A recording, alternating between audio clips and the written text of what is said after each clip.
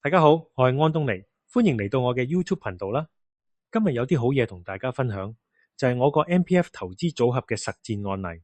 冇錯，我係講緊 MPF 強積金。大家可能唔信，喺過往3年，我個 MPF 組合投資嘅回報居然超過60%。你話係真唔係？而家等我慢慢同大家拆解下點樣做到呢個成績。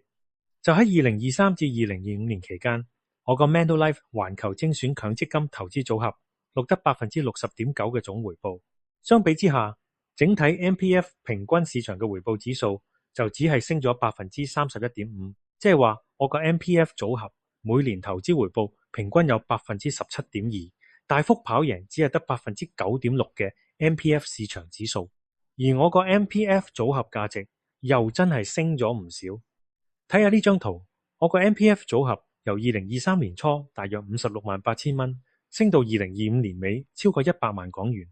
大家唔好以為我純粹靠運氣，其實關鍵就係我嘅基金調配策略，同埋堅持每月檢視我嘅 MPF 組合表現。我而家就同大家一一拆解。首先以大方向嚟講，2023同2024年，我重倉美股成為組合嘅主要回報動力。到2025年，我就轉陣，重點放喺中國股票。呢個決定真係幫我跑贏 MPF 市場。逐年睇返2023年，我大約39%擺喺北美股票基金，仲有30%擺喺美國佔多嘅核心累積基金。咁嘅部署正好捕捉到標普500啲大升浪，帶動我個 MPF 回報有16.6%，遠遠拋離 MPF 指數。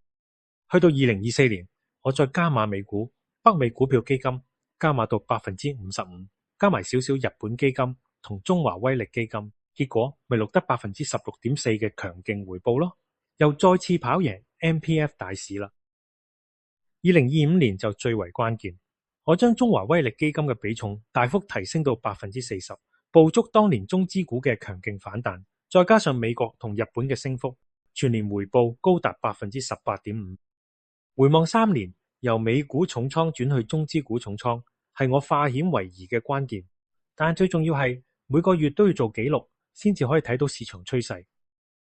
睇下呢個表，你會見到我每個月嘅升跌嘅記錄。例如2023年1月就升咗8.8%，另外仲有好多個月份都跑贏指數。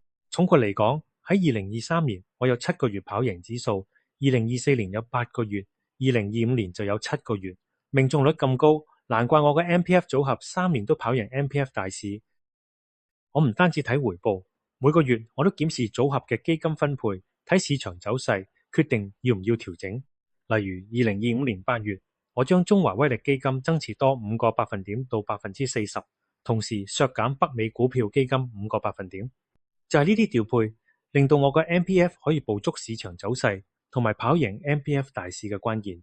好啦，第一部分就到呢度，下一集就會超級 technical，我會深入講 Excel 點樣每月做記錄、基金分配分析、基金調配秘技，仲有我整體投資理念，逐步拆解全部我真金白銀嘅實戰細節，大家留意啦。